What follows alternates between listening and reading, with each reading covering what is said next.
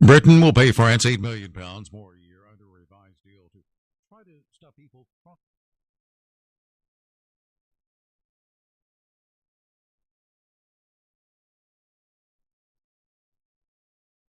With your host, biblical scholar and cultural commentator, Dr. Michael Brown. Your voice for moral sanity and spiritual clarity. Call 866-34-TRUTH to get on the line of fire. And now, here's your host, Dr. Michael Brown. Thanks, friends, for joining us on the line of fire. Michael Brown. I am coming your way live from Harrisburg, or actually Mechanicsburg, Pennsylvania, teaching at Global Awakening Seminary all this week. So these would be students, master's level, doctoral level, teaching on revival in the Old Testament, and then praying for God's fire to burn brightly in each heart and life. So we'll be with you live each day this week, but audio only. So everyone listening on radio, podcast, same voice as always. Those used to seeing my smiling face, mustache, and all on YouTube and Facebook. Just picture the smiling face through the day. Phone number, as always, 866-34-TRUTH, 866-348-7884. Now, I'll probably have some time to just take some generic questions you might have. Maybe you couldn't get through on Friday. You've got a Bible theology question or something you want to talk to me about. I'll probably be able to get to some calls, more random in nature, later in the broadcast. But I want to ask you this question first. In your view, and this is not the focus of our topic today, but I want to put this out for your response. In your view, what are some of the main reasons, or what is the main reason, in your opinion, that the Republicans did not do as well as expected in the midterms? That as opposed to the red wave, which was expected, and there was every reason to expect it because the midterms almost always push back. So you vote for Democrat president in say 2016, then you push back with voting for a lot of Republicans in the midterms in 2018. I mean, it's the reverse in terms of what actually happened, but a Democrat, Republican. But this is a pattern that's very normal, very common. And when you have a president with a poor approval rating, when you have economic issues, when you have other things going on that make the current administration unpopular, it's very normal, it's very natural to have a pushback. So a red wave was expected. It's got closer. Some said, hey, it might not be as much as we're expecting, but it looks like just a ripple more than anything in terms of a wave. Why do you think that happened? Was it because of a backlash after the overturning of Roe v. Wade, that women came out in large number and said, we want, quote, our abortion rights? Was it that there were some bad candidates picked because of Trump's influence? Was it that people were pushing election denial and that was not right? Do you think there was voter fraud again in certain ways? Are there other things we're not looking at? What do you think? Just get your views on this, 866-348-7884. Okay, here's what I want to focus on today. Why bother fighting the culture wars? I mean, come on. Are we ever going to win?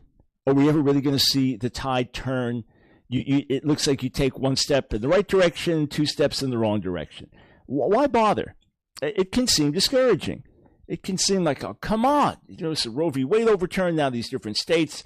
Now the abortion goes back to the states. They enforce these radical abortion laws.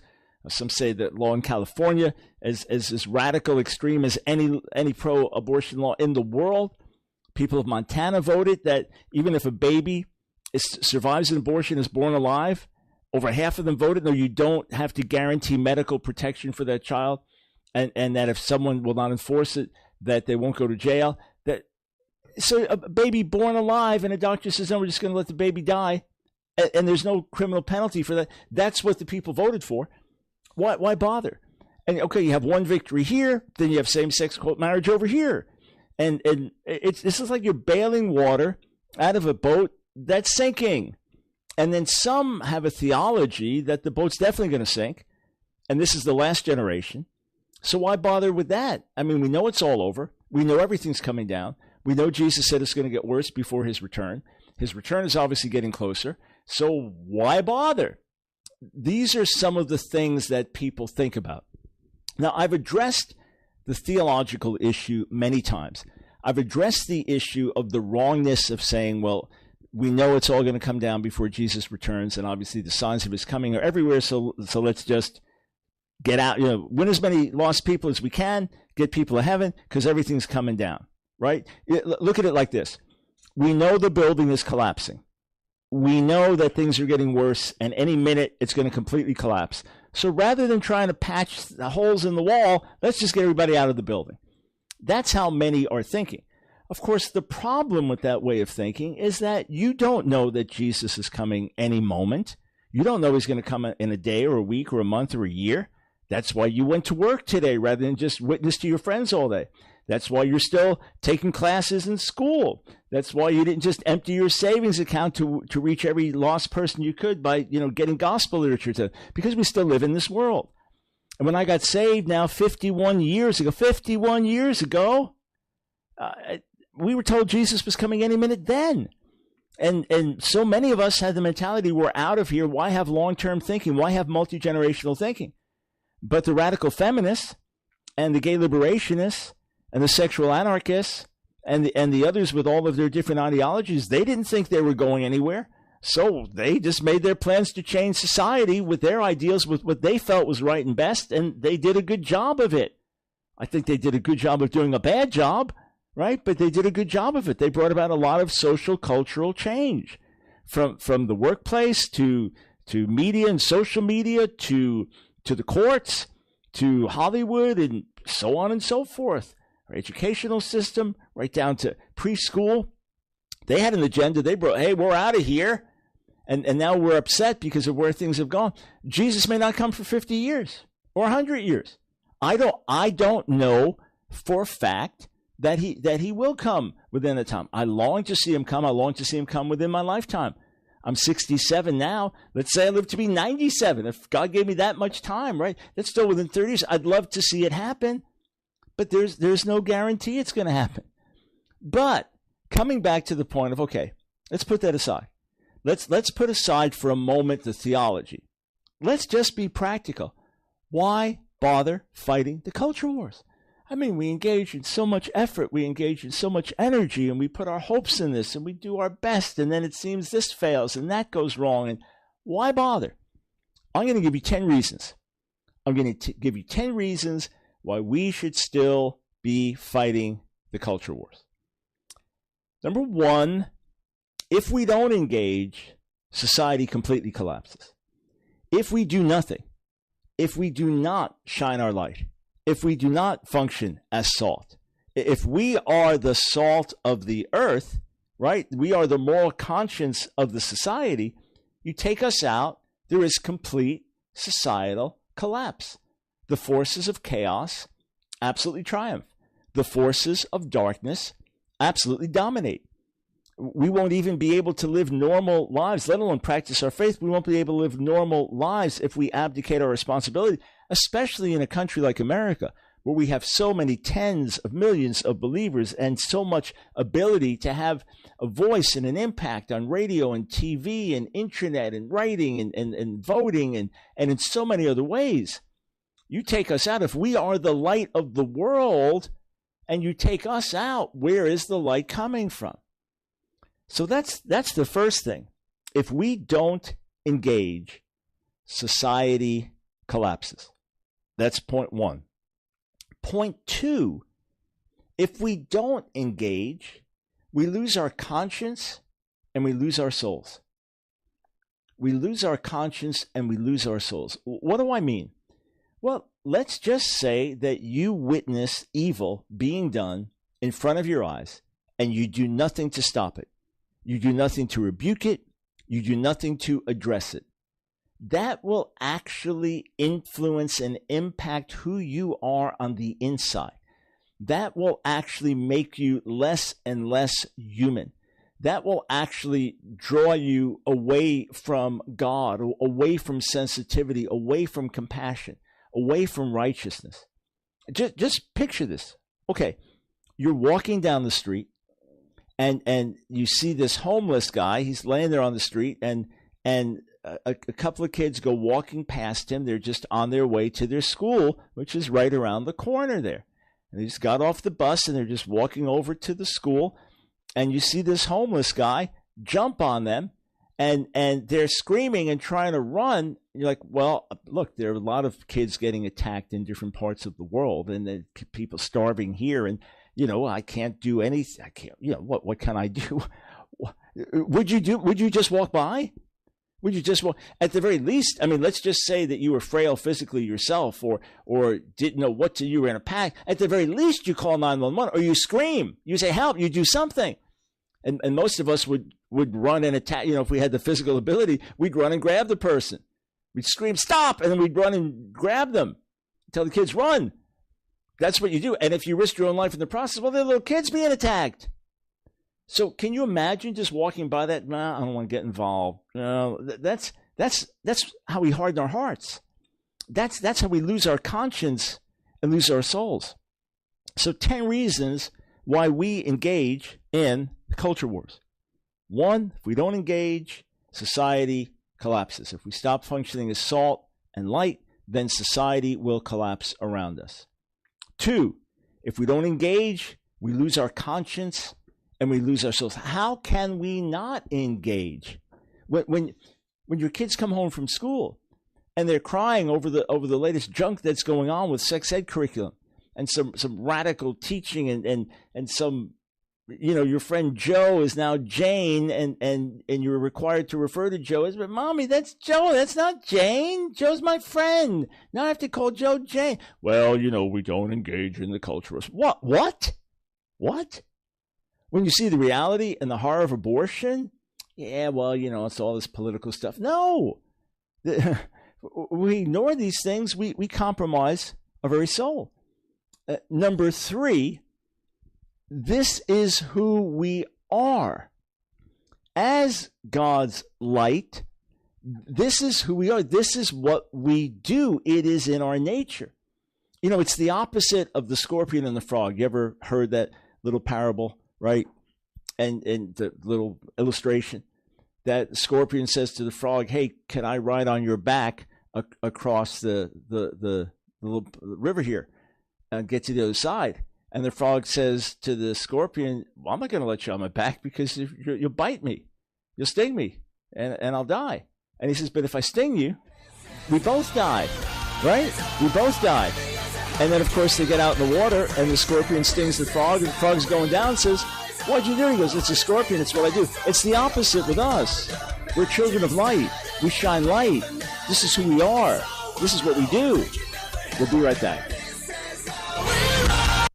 I'm Beth Ann from Bible for Breakfast. November's Ministry of the Month is the Truth Network. The Truth Network is a ministry too. Our mission is to inspire all people to experience truth with sound Bible teaching and Christian talk through our radio, web, mobile, and social media. Just go to truthnetwork.com or on your Truth app and click on Ministry of the Month. November's Ministry of the Month is the Truth Network.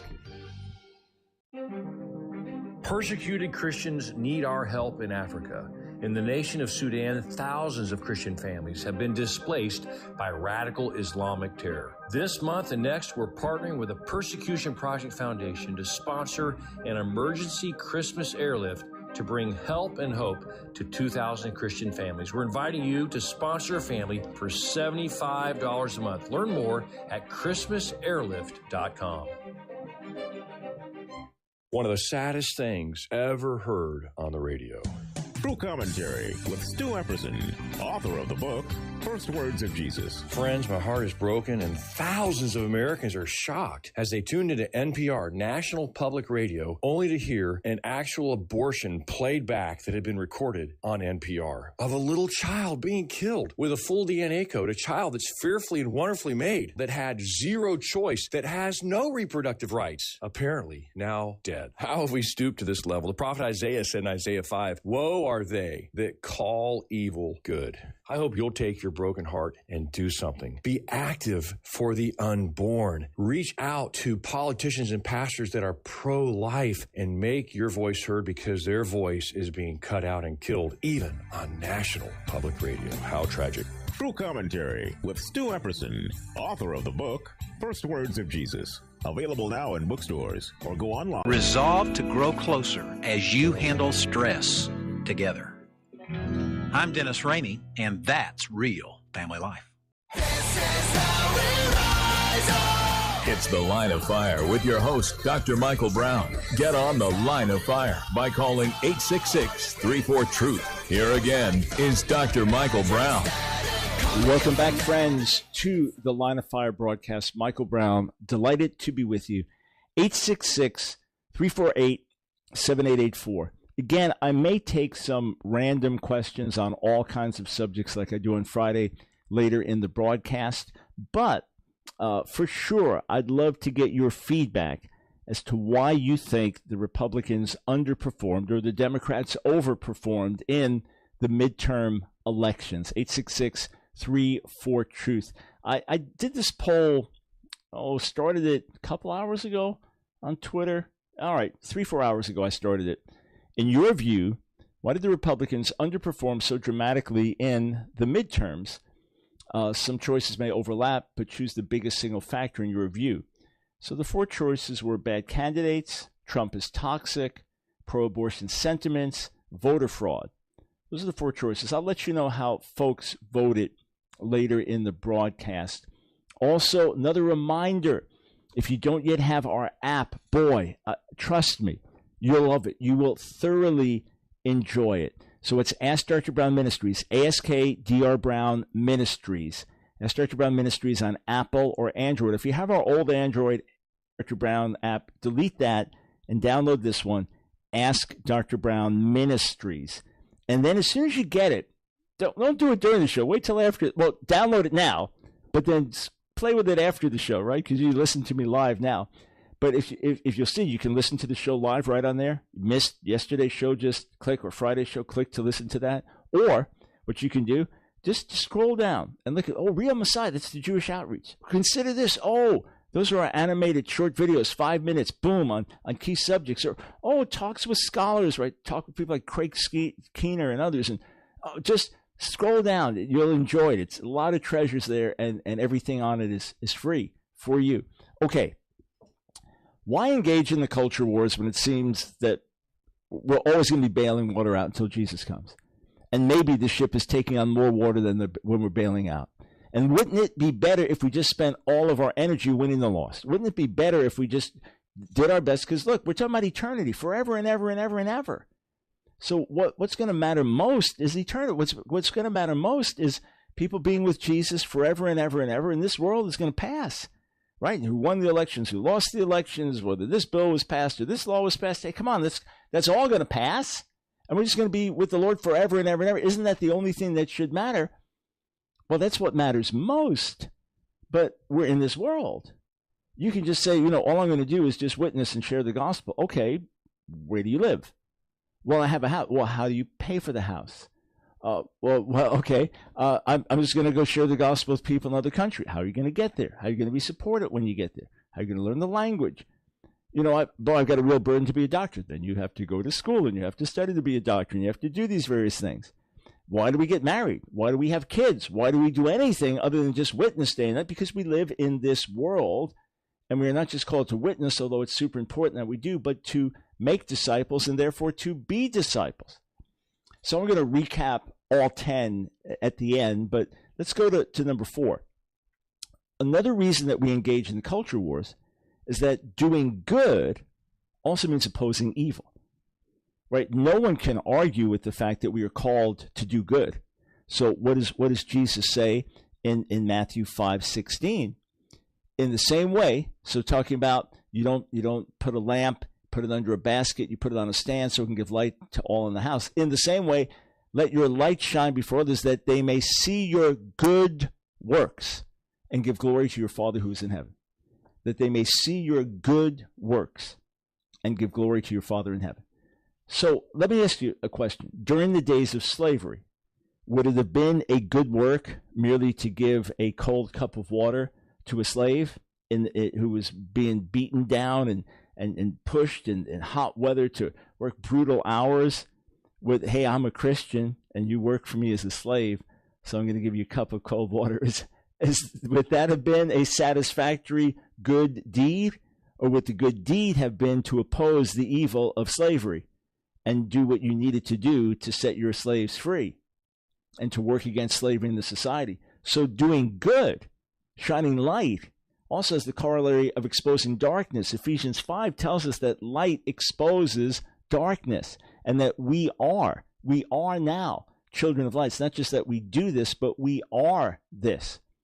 Okay, number 5, we are being conformed into the image of God's Son.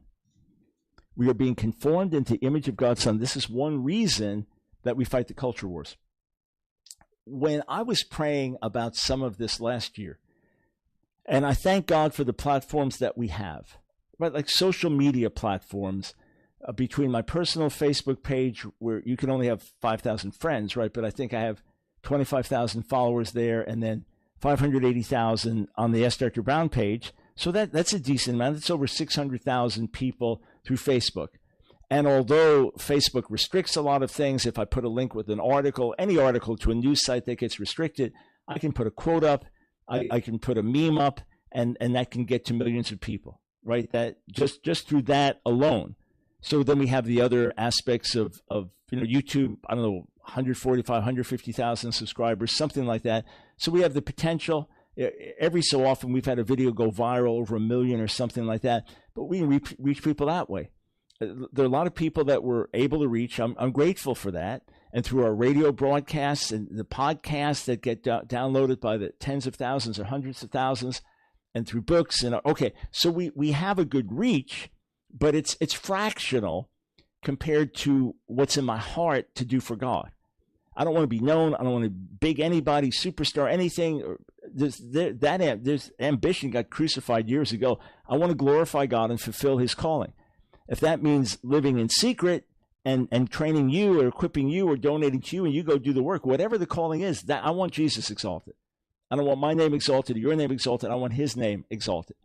At the same time, he's spoken to me about reaching far more people than we reach, about having far more impact on those that we do reach. He's spoken to me about that as well. And maybe there's stuff in your heart that you feel, wow, we're doing, I'm a pastor of a church and we live in a community of 500,000 people and we get 300 in our church. It's wonderful. I started with 20, but I want to reach thousands in our community. Whatever's in your heart, there's often a dream and vision for more. So I was praying. I said, Lord, I'm thinking about this. You've got worldly people and they put out the most ridiculous, idiotic video and it gets watched 38 million times. And then the most lewd, vulgar music video, and it gets downloaded 1 billion times. It's like, what in the world is going on? And then there can be other Christian voices that seem to be more entertaining than edifying, more tickling ears than changing hearts, and they get big followings. And so I was just asking the Lord, not in a way of, well, I wish I had the following. No, it's not. Listen, leave everything for Jesus. Lose everything for him. Have everyone turn on me for the gospel, so be it. If you're a real disciple, you've crossed that line, I've crossed that line. That's not the issue. I was saying, Lord, you can just, boom, just press a button, so to say. In a moment of time, in a split second, you can push a button.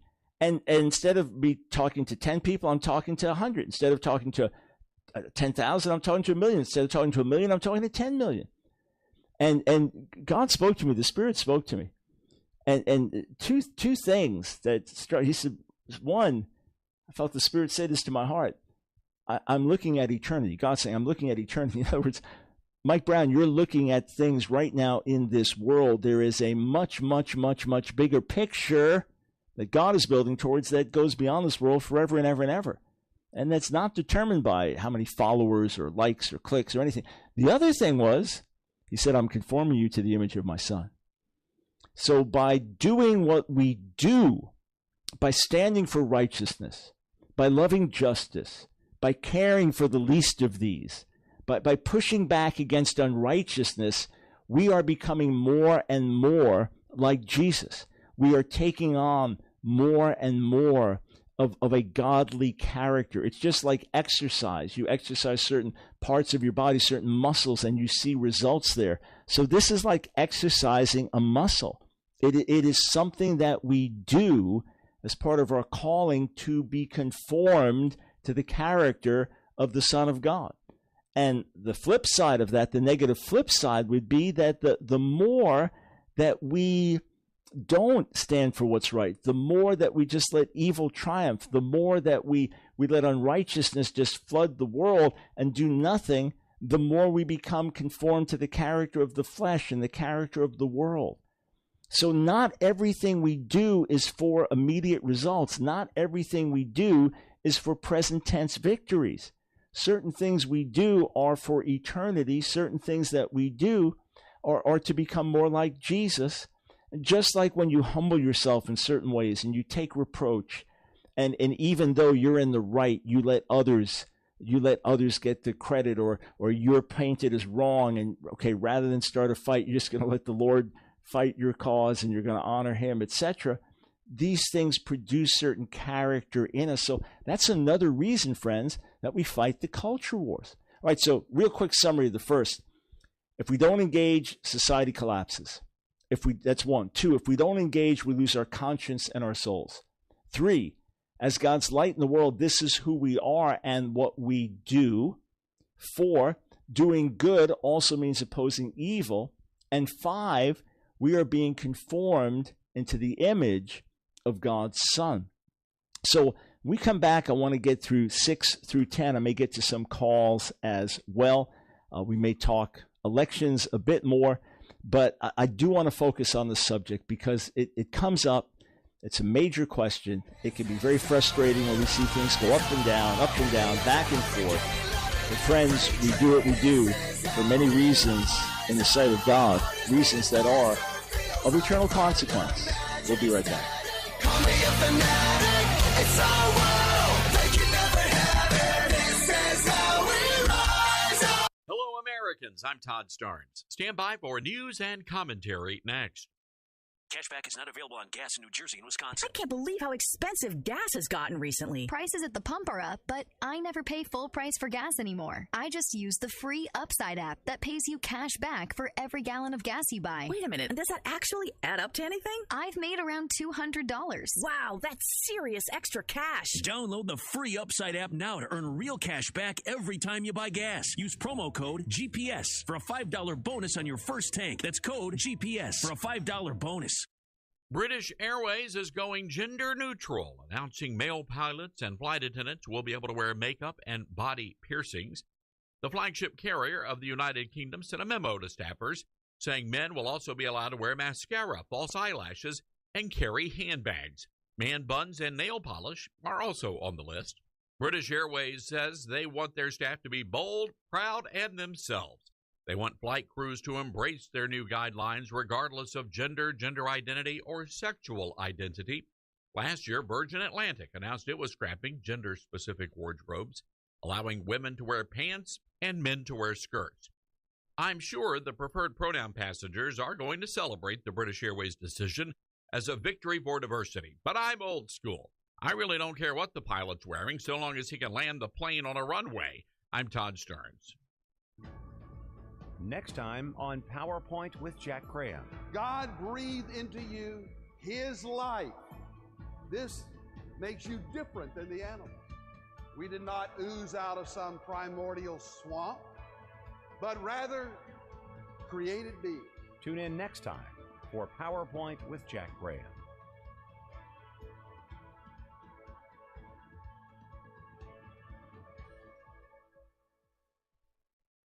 What's right? What's left? With Pastor Ernie Sanders. In my opinion, you're a fool if you believe in yourself more than God.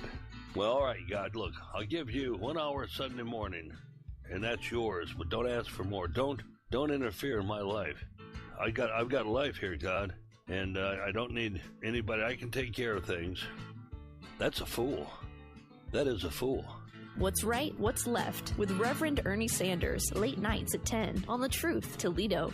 And what you doing with your phone? Taking pictures? No, I'm asking it questions. Like what?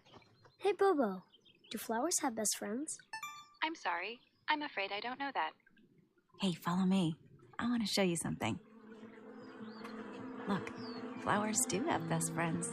Whoa. Some answers can only be found in nature. Discover the unsearchable. Visit discovertheforest.org to find a trail near you. Brought to you by the United States Forest Service and the Ad Council. Your kids are buckled correctly in the right seat for their age and size. Get it right. Visit NHTSA.gov/the right seat. It's The Line of Fire with your host, Dr. Michael Brown. Get on The Line of Fire by calling 866-34-TRUTH. Here again is Dr. Michael Brown. Welcome to The Line of Fire as we talk about why we engage in the culture wars. Here, look at it like this. Let's just say that the party that carries your values is the Democratic Party. Well, you know you're going to vote for them, and they get in, they're going to make some inroads and do certain things, and then it's going to swing, and then Republicans are going to get in. Then the Republicans are going to do their thing, and it's going to go back and forth and back and forth. Maybe your values lie with the Republican Party. You vote Republican, and then the Republicans get in, they do things, and the Democrats get in, they undo things. It's back and forth and back and forth. Why bother? Well, obviously, if you don't vote at all, then other parties are going to get in, or the other party, and they're going to bring about an agenda which ultimately is going to affect you and your family and the way you live, and on a practical day-to-day level. And ultimately, as I said at the beginning, that if we don't stand, if we don't do what's right, then everything collapses around us, society collapses around us, that pretty soon we can't even practice our faith in peace. And it could be that the government comes and takes away your children because you want to raise them in a Christian home, in a Christian environment. You say, well, we'll just escape to the mountains. No, we're not called to just escape to the mountains. We're called to go into all the world and make disciples. So that's not our option. And plus, how many people are going to, so everyone's going to escape to the mountains. Pretty soon the mountain's going to be overpopulated. All right. So I gave you in the first half of the broadcast the first 5 reasons why we engage in culture wars. Now, let me give you 6 through 10. And let me back into number 6. I was talking to a rabbi decades ago, and he told me a Jewish joke. How do you know that Isaac wore yarmulke? So the kippah in Hebrew, the head covering. How do we know that Isaac wore a yarmulke when he prayed? Well, in point of fact, we know historically that was not part of the culture then, that this is a later Jewish tradition. So your average Jew, even in Yeshua's day, in Jesus' day, was not walking around with what we know of as the yarmulke or the kippah, the head covering today, that little cap on the top of the head. So to say Isaac was doing it is completely anachronistic. You're pointing something back on him that didn't really happen. But it's a Jewish joke. How do you know that Isaac wore yarmulke himself? And it says in Genesis 24 that Isaac went into the field to meditate, others say to pray. And the Jewish joke is, you mean he went to pray and he wasn't wearing a yarmulke? So you prove what you're out to prove by your presuppositions. Now, what I'm going to say sounds like that, but hear me out. Another reason, number 6, another reason that we get involved in the culture wars answers the question, how do disciples live? If we're called to go and make disciples, how do disciples live? What does it mean to be a disciple? Let me take you over to Isaiah chapter 58.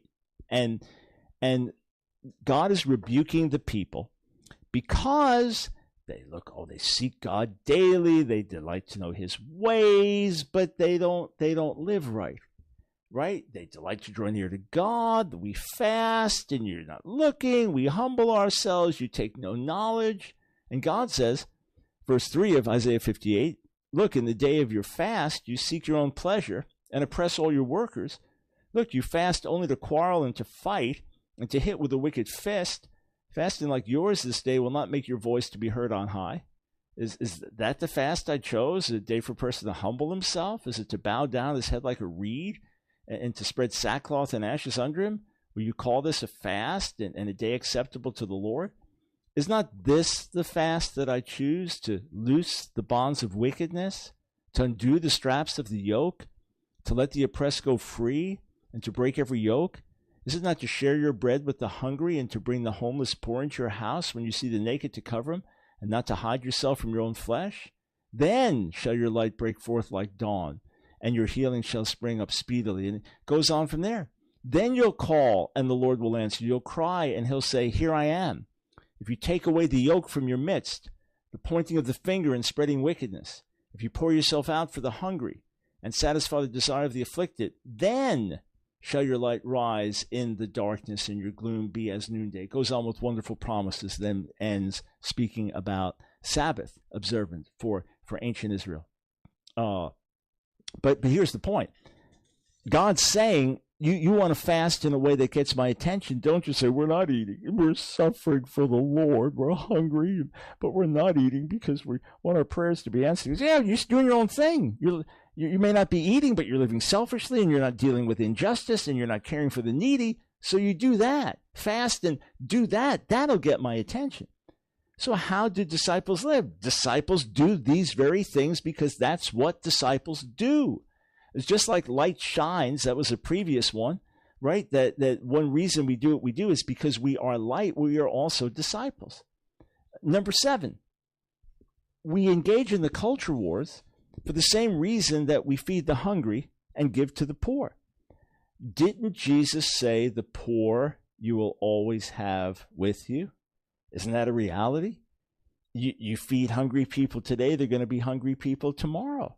And that's the way it's going to be until Jesus returns. Why bother feeding the hungry? Why bother caring for the poor and the needy? Why bother adopting children when they're always going to be orphans? Why bother rescuing people from human trafficking when there are going to be other victims? You see where this is going. Well, because every single life matters. Because the one that we do get is important. Because the child that is sustained and doesn't die of hunger now has a life to live. And the poor person that now has compassion shown them and now has some hope to make it to the next day, that life matters as well. It's the story of someone asking Mother Teresa, how do you deal with the fact that you're trying to help all these people, so many terribly poor people? They've lived in poverty. They're going to die in poverty and misery, but you just bring them in so they can die a dignified death. What about all the others? And her answer was one less. One less. Each one we help is one less. It's like the story of the kid that's going down the beach and all these starfish are just laying there. They've come in with the waves and now they're just trapped and they're dying in the sand. And he's picking them up and throwing them back in the water. And someone says to him, yeah, but most aren't going to live. And he goes, some will. They're all going to die, but at least we can help some to live. So in the same way, the culture wars are always going to be here. That is a fact. Until Jesus returns, there's going to be corruption, there's going to be sin, there's going to be injustice, there's going to be evil. There's going to be bad people doing bad things, and many of them justifying them and calling them good. There are going to be people calling evil good and good evil. That's going to happen until Jesus comes. But every life we can help, we help. Look, many things are very discouraging in this world. If you're involved in sex trafficking, fighting that horrific evil in our day, it can be very, very discouraging because it's so much money being made and so much power behind it and so much corruption and people looking the other way to let it happen and so on.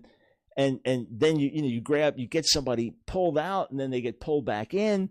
It happens overseas a lot where you get someone from a very, very poor community and they go into the big city looking for work and they get I've got a job, and the job ends up they're sold into prostitution. Well, money is made, they're able to send money back to their parents, and if they don't do this, their parents may die. And then worse, many times they're threatened. If you leave, we're going to kill your parents.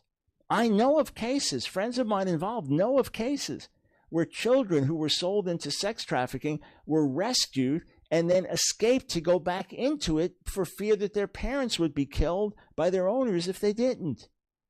That's going to be very discouraging, but thank God for the ones that are rescued. Thank God for the ones that are now following Jesus and being cared for in loving homes. Thank God for the little girls that are now rebuilding their lives after being trafficked as little kids. And when you look in their eyes and you see the smiles and you see the hope that's there, and they're no longer being abused and they're no longer being victimized, thank God, thank God, thank God. So the same way you feed the hungry, understanding there's still going to be hunger. And the same way you care for the poor, understanding there's still going to be poverty, That's the same way we fight the culture wars. Because, hey, you won a victory in your school board. Hey, you got that bad curriculum out of your preschool system there. Hey, you were able to get a pro-life bill passed in your state. Hey, you were able to get that mother to change her mind to not have that abortion. And now she and her little daughter are following Jesus together and are so happy that they have each other. So every life matters. Number eight,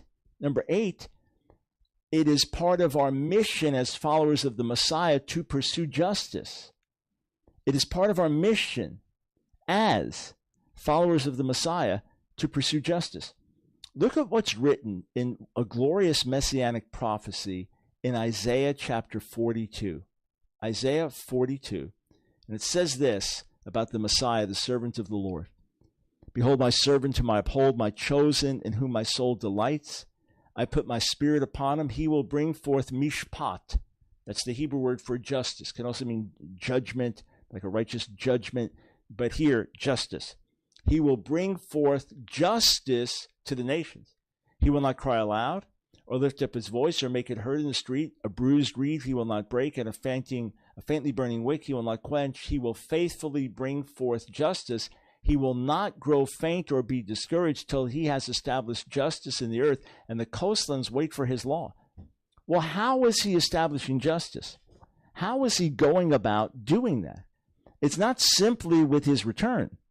It's not only when he comes back. No, he is actively doing it now through us.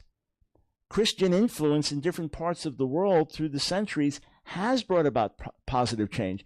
And some of it has lasted, like the eradication of slavery from the United Kingdom and from America. There's slavery in many other parts of the world to this day. But things have been eradicated.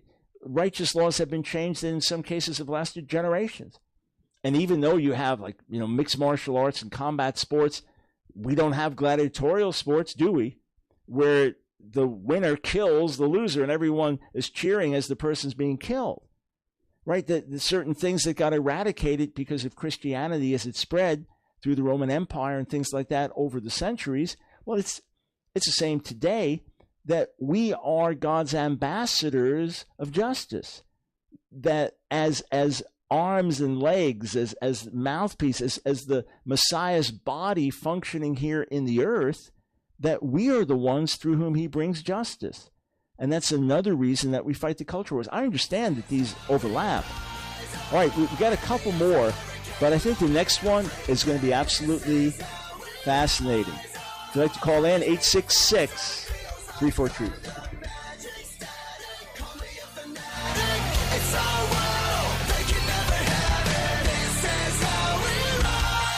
If you are 65 or older, you know this. Watching your hard-earned dollars fly out the window on healthcare costs is frustrating.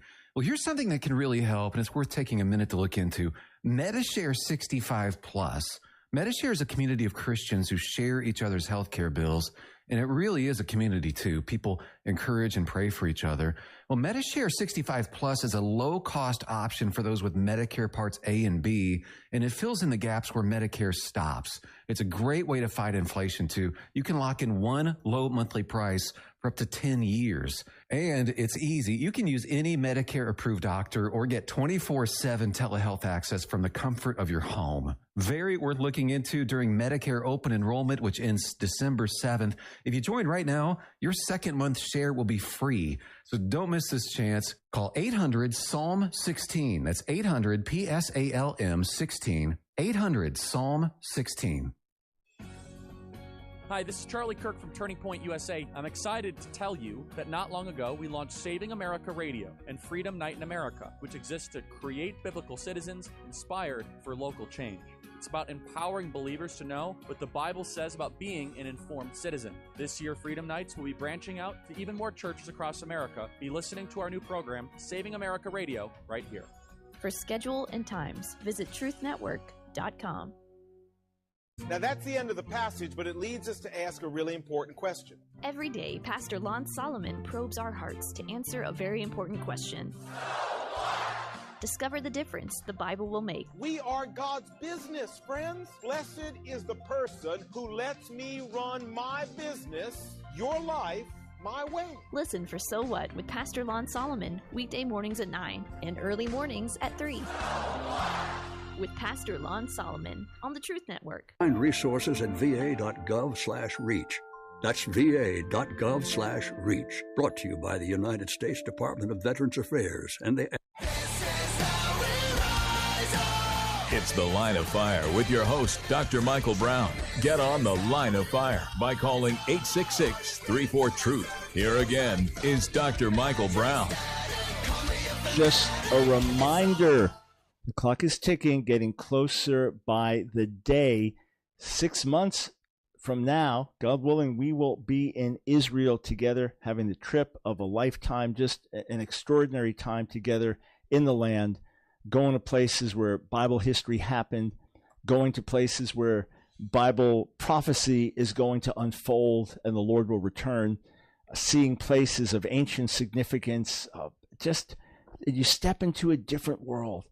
And what I love best about the trips is seeing how going to these places impacts people, changes their perspective. Some have said, you read the Bible in black and white before, and now you're reading it in color.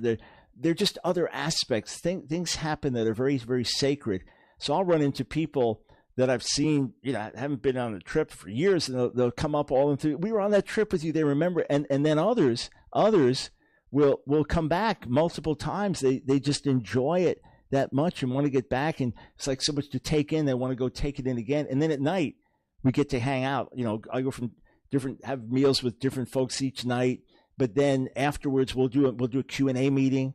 Or I'll do a live radio show if you want. You can sit in on it. We've got other extra things planned, a special night with Doctors Mark and Angela Stengler. They want to answer your health nutrition questions. Face-to-face, just this. Why don't we do that? Because they're on the trip. So if you haven't signed up yet, there still is time. But you have to go to the website, Ask Dr. Brown. It's limited. Seating's limited. Time's limited. We've been saying seating's limited for a while because we got close to being filled, and then we still have some room. And we've had some room. So now is the time to sign up. AskDrBrown.org. Just scroll down on the page. You'll see these slides, and then you'll see the Israel trip. Okay, so let me give you the last few reasons why we engage in the culture wars, even when it looks like 2 steps forward, 3 steps backward. Even when it looks like big victory here, big defeat here, progress here, loss here. So let me give you the last 2 reasons, and I'm sure we could expand. I'm sure others could give me some other ideas as well. But I wanted to give you 10. So in Jeremiah chapter 22, there is a very, very strong rebuke for a godless leader. Okay? And here is a message to the sons of Josiah. The sons of Josiah. Beginning in verse 11. For thus says the Lord concerning Shallum, the son of Josiah, king of Judah, who reigned instead of Josiah his father, and went away from this place, he shall return here no more. So this is speaking about Jehoiachin, and also known as Shallum or Jeconiah. So he shall return here no more, but in the place where they've carried him captive, there shall he die, and he shall never see this land again. Woe to him who builds his house by unrighteousness and his upper rooms by injustice, who makes his neighbor servant for nothing, does not give him his wages, who says, I will build myself a great house with spacious upper rooms, who cuts out windows for it, paneling it with cedar and painting it with vermilion. Do you think you are a king because you compete in cedar? Did not your father eat and drink? Now look at this. Did not your father eat and drink and do justice and righteousness? Then it was well with him. He judged the cause of the poor and needy. Then it was well. Is not this to know me, declares the Lord? That verse jumped out at me for the first time 20-something years ago when a brother from Atlanta who had a ministry, kind of a Salvation Army ministry like the old days, when they were actively bringing the gospel on the streets and then in that context caring for the poor and the needy. And he called us to do this, and he read this verse. I thought, wow, it just never jumped off the page at me about Josiah. He judged the cause of the poor and needy. Then it was well. Is not this to know me, declares the Lord. So we do this because this is part of the nature of God. I said earlier that we do these things because it's conforming us to the character of Jesus, conforming us to be like the Son of God. Well, this is the flip side of it. That by doing justice and righteousness and judging, meaning standing up for, advocating the cause of the poor and the needy, well, we're doing that with the culture wars. Some of you are involved in various social reforms, and you work for prison reform, or reforming in sentences where there are unjust sentences, right? Or you are pro-life in different ways and working for abortion, against abortion, working for adoption, foster care. I was preaching at a church in Corpus Christi, Texas, Sunday morning on 2 different campuses. And the first campus, they announced, hey, we've got someone here. This is our drive for adoption and foster care. Meet with them afterwards. You can talk to them, find out more about what they're doing. So it comes in many, many different ways that we express these things. But judging, advocating for the cause of the poor and needy is to know God. This reflects the character and nature of God. That's another reason we engage in the culture wars. It's not just because we want to win the culture wars. It's because of the fact that we're operating in a way that reflects our knowing God. And then lastly, in doing so, we are functioning as witnesses. In doing these things, we are functioning as witnesses, and this is part of our testimony to the world. This is part of our speaking to the world and demonstrating righteousness. This is part of our calling the world to repent. This is part of our telling the world, you're in sin, you're living lives that are wrong in God's sight, but God sent his Son to die for you that you could be saved, that you could be forgiven, that you could have a new life. So this is part of our functioning as witnesses, declaring the righteousness of God, declaring the evil of sin, and showing there's a better way. So, review. Number 1, if we don't engage, society collapses. Number 2, if we don't engage, we lose our conscience and our souls. Number 3, as God's light in the world, this is who we are and what we do. Number 4, doing good also means opposing evil. Number 5, we're being conformed into the image of God's Son. Number 6, how do disciples live? Number 7, just as we feed the hungry and give to the poor, meet the needs of the poor, you're helping one person, 2 people, however, whatever you're doing, every life counts. Number 8, we pursue justice as agents of the Messiah, as his hands and feet in this world. Number 9, doing so reflects the nature of God and reflects our knowing God. Number 10, this is part of our calling as witnesses. So be encouraged, friends. Be encouraged. You may have had things go in your state a way that was different than you planned, but hey, what about your neighborhood? Hey, what about your family?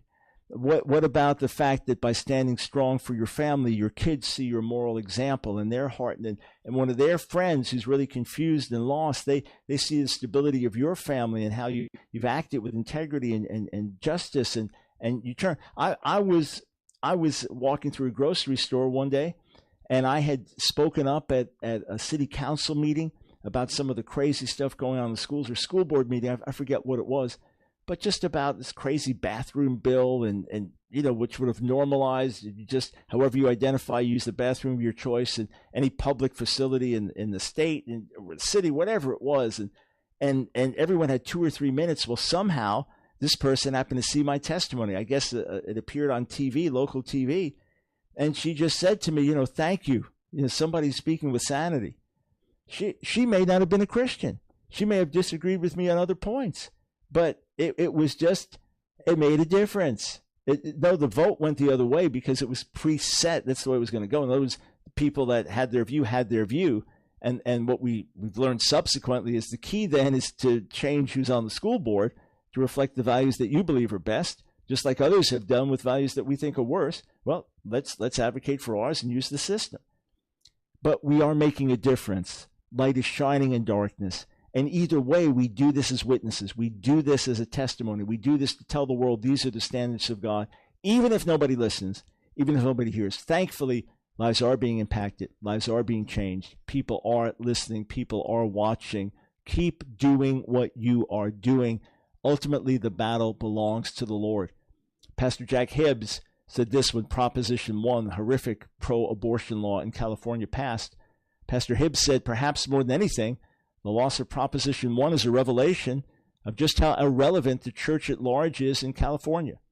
This reality is due to the lack of pastors understanding what the calling to the pulpit means.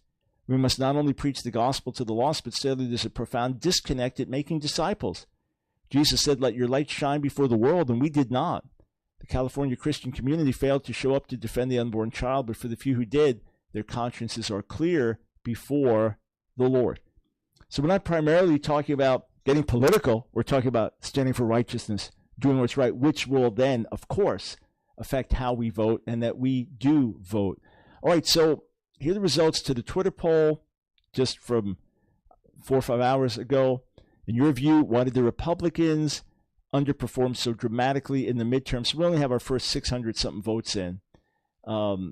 The lowest choice came out of the 4 I could put on Twitter. Pro-abortion sentiments, that got 18.5% of the vote. Bad candidates, that got 21.6% of the vote. Voter fraud got 29% of the vote. So obviously people still think that's an issue. To me, to focus on that now in terms of why the elections went the way they did is a distraction. But wherever there's fraud, in any case, or either way, just look, let's do better, right? And then slightly higher than that, Trump is toxic, 31%. So it's interesting they were divided. There was not just one that dominated and the others didn't. But we're just speculating. We're trying to understand why things went the way they went. And my desire was to see Republican Senate primarily to push back against the wrongness of the Biden administration in terms of some of the key points of agenda. And this would stalemate things more. Again, as I've said, it's like putting a wedge in the door while we... 106.5 FM WTOD Delta Toledo and